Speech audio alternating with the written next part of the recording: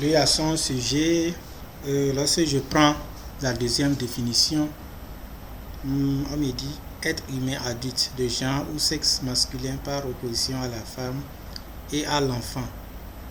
D'accord? Par extension, on dit subalterne masculin. Particulier, on dit personne de genre masculin douée de sentiments humains, soumise aux grandeurs et vicissitudes des êtres humains. D'accord? En sociologie, on dit être humain mâle ou femelle, a des valeurs socio et morales. Ça, c'est la définition de homme. Homme avec petit h. D'accord? Il y a une définition qui me plaît là où ils ont parlé de par opposition. D'accord? Alors, dans cette vidéo, nous allons tout simplement découvrir ce que c'est que l'homme avec petit h, l'homme en tant que masculin. Et je pense que ça, c'était déjà un point qui a été abordé dans une vidéo là, où nous avons parlé des femmes en général. D'accord? Donc, lorsque nous prenons la définition qui parle de par opposition là, lorsque vous allez attentivement observer la nature, vous allez constater que tout est fait par opposition, c'est-à-dire tout est fait tout en étant en couple. Exemple, nous avons l'homme et la femme. Nous allons commencer par là. Il y a le jour, la nuit, le soleil, la lune, la saison sèche, la saison pluvieuse, le matin, le soir, le malheur, le bonheur, la pauvreté, la richesse. D'accord? Donc, etc. Et c'est là que je tiens à poser cette question. Existerait-il une chose, ou quoi que ce soit, qui puisse être un, c'est-à-dire seul? Donc veuillez me donner votre avis en commentaire. Concernant, pour le moment, je préfère m'abstenir, d'accord? Et je vais peut-être, vers la fin de la vidéo, vous répondre à la question si je me souviens bien sûr.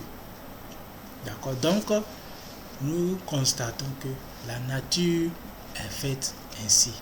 La nature est faite de telle sorte que les choses puissent être en couple et évoluer ensemble. Et cela constitue surtout à l'équilibre social.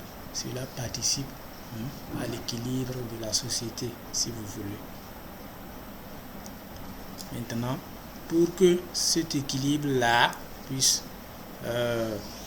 tenir en place, bien en place, il va falloir que ces deux éléments, d'accord, du couple puissent rester ensemble et collaborer surtout ensemble.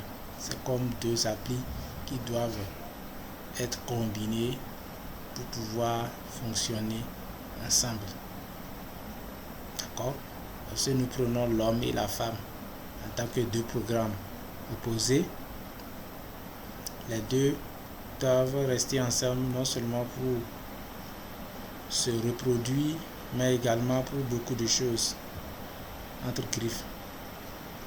Même si aujourd'hui on peut assister à plusieurs moyens de reproduction humaine, des méthodes scientifiques bien sûr, je passe, vous les connaissez, passez par là. Donc revenons à notre mot opposition. Donc qu'est-ce que l'homme? L'homme, c'est l'opposition de la femme. Opposition comment? De quelle manière? Parce qu'il faut surtout faire attention à ce thème-là. Donc, je l'emploie tout en faisant aussi beaucoup attention. Parce que lorsqu'on dit opposition ou par opposition, cela signifie beaucoup de choses. D'accord? Mais ici, nous sommes dans un contexte bien définie et bien précise surtout. Donc, le mot par opposition ici veut tout simplement dire que l'homme, en quelque sorte, est amené à gérer, d'accord, si vous voulez, à gérer la femme en tant qu'un programme, bien sûr. Et cela peut aller dans l'autre sens. Cela peut être vice-versa. Mais ça va aussi dépendre des situations. Lorsque nous allons retourner dans les anciens temps, d'accord. Lorsque vous prenez un homme, l'homme, son rôle, par exemple, dans le foyer, d'accord, c'était tout simplement de s'occuper de la maison, d'aller chercher la nourriture, d'entretenir la femme, s'il y a les enfants, d'entretenir les enfants aussi, penser à leur bien-être, à leur santé, à leur habillement, à les nourrir, etc., etc., etc. Et la femme, elle doit rester à la maison et pondre des enfants et s'occuper des tâches ménagères. Point. À la ligne. Mais avec l'évolution de l'humanité, des civilisations, nous constatons que ce n'est plus totalement le cas. Parce qu'aujourd'hui, dans certains couples, les deux éléments du couple doivent aller chercher et revenir à la maison. Là, il va falloir trouver quelqu'un d'autre, d'accord, pour s'occuper des enfants ou de l'enfant, ainsi que des tâches ménagères si possible. Et je pense qu'aujourd'hui, on appelle ça, comment vous disiez déjà, la modernisation. Voilà, c'est le mot, la modernisation. Tiens, c'est la modernisation, d'accord. Et vous allez même entendre d'autres lois qui disent que la femme et l'homme sont égaux devant la loi. Bon, ça c'est encore une situation que je préfère ne pas entrer trop dedans. Peut-être, nous allons voir s'il faut faire une vidéo là-dessus pour que nous puissions se taper ensemble, d'accord. C'est-à-dire nous puissions bien échanger, taper les coins. Parce qu'il y a beaucoup de choses à dire à ce propos. C'est vrai, dans un sens, je dirais cela, mais je ne préfère pas utiliser son ego. Parce que la femme, c'est pas votre outil, d'accord? C'est pas votre outil que vous pouvez utiliser à tout moment et à n'importe quand, lorsque vous voulez. Parce que la femme, c'est d'abord un programme comme vous. D'accord? Mais ici, lorsque nous employons le mot par opposition, c'est pour vous dire tout simplement que l'homme est au-dessus de la femme. Au-dessus, comment?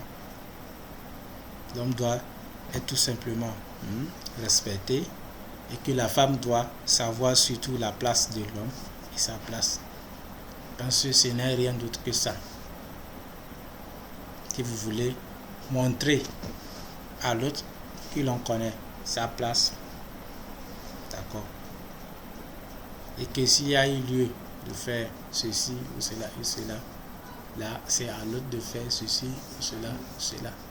Mais comme je l'avais dit, aujourd'hui nous avons beaucoup de paramètres qui peuvent entrer en jeu et que cela peut nous conduire à observer d'autres situations. Mais bon, n'empêche.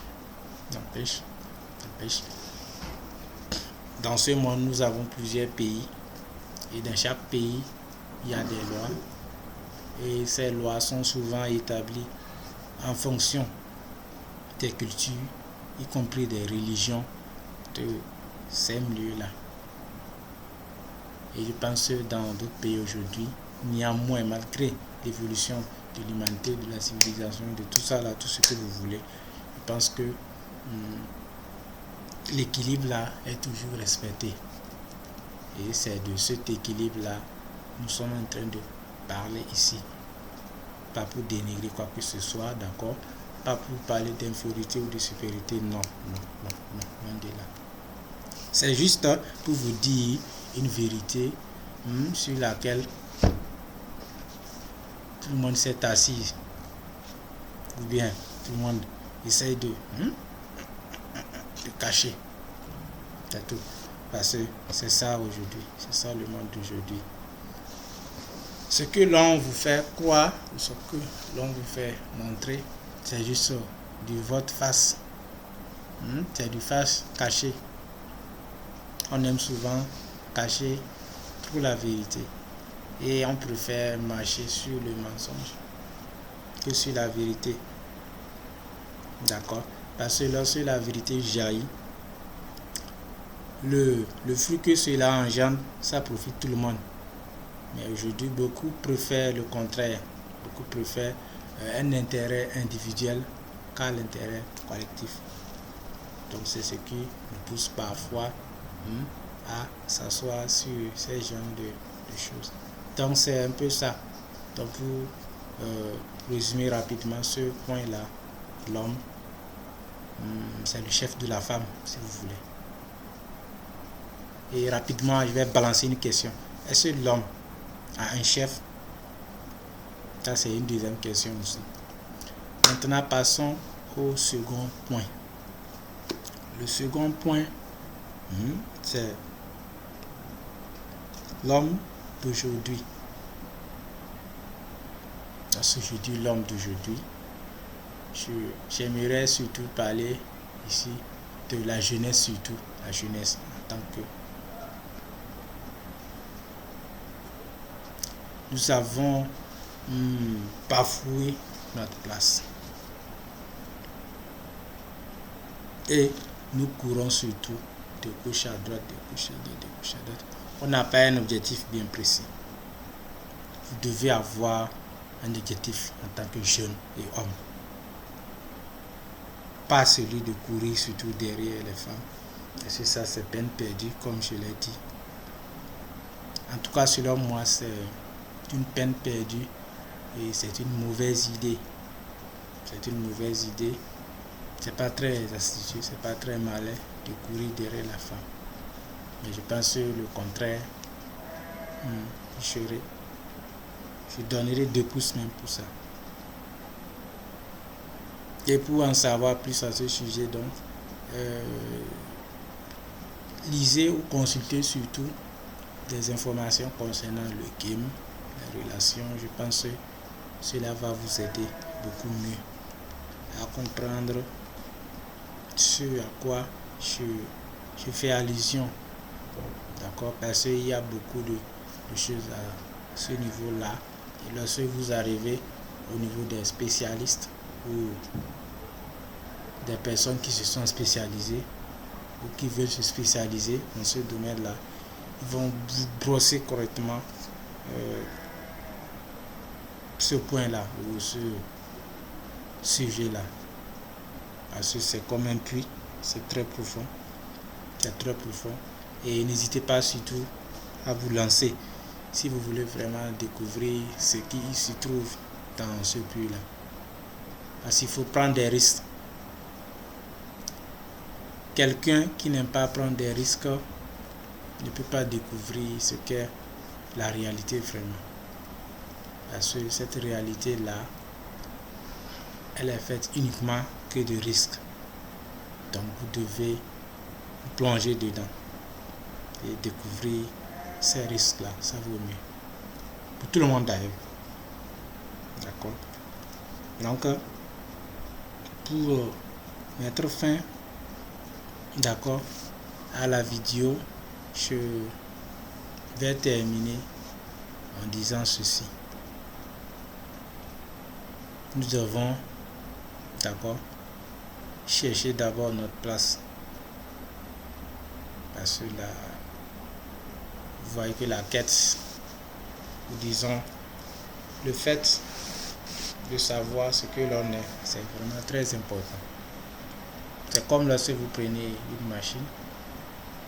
Lorsque la machine a été faite, il doit avoir, si c'est derrière ou dans le carton, un document qui parle du fonctionnement de la machine. Donc vous devez souvent dire cela et avoir quelques informations concernant la machine, concernant tout ce que le fabricateur a pu dire à propos. Donc c'est un peu ça le programme. Vous devez avoir quelques notions, quelques fonctions sur vous-même. Et là, je pense qu'avec le temps, le reste va venir. Et surtout, en faisant quoi? Comme vous n'êtes pas une machine et comme vous n'avez pas de documents rédigés pour s'asseoir à lire, vous devez tout simplement méditer. C'est ce à quoi je fais allusion. Ici, nous parlons de la méditation. Et cela demande vraiment beaucoup de temps et beaucoup d'attention aussi. Vous pouvez faire cela par jour, par semaine, ça dépend. La méditation. Et si vous ne savez pas ce que c'est, je vous recommande toujours d'aller chercher. Parce qu'en cherchant, vous allez certainement découvrir beaucoup de choses dont moi aussi j'ignore. Vous devez vous lancer les gars, vous devez vous battre et découvrir ce qu'il faut découvrir. Donc c'est un peu ce que je tenais à partager avec vous pour cette vidéo. C'est vrai, nous tous, nous naissons dans différents environnements et ce qui fait que nous allons évoluer dans des conditions différentes d'une manière ou d'une autre et rencontrer des situations différentes d'une manière ou d'une autre et peut-être aussi trouver ou pas des moyens à ces situations-là d'une manière ou d'une autre. Mais ensemble, nous restons toujours et nous formons toujours des programmes en tant qu'être humain. Et nous pouvons nous observer, d'accord? Et en faisant de la méditation, bien sûr, et apprendre beaucoup les uns sur les autres et apprendre en retour sur nous-mêmes aussi. Ça, c'est la loi de l'équilibre social. Parce qu'il y a plusieurs équilibres. D'accord. Donc, j'espère que vous m'avez suivi.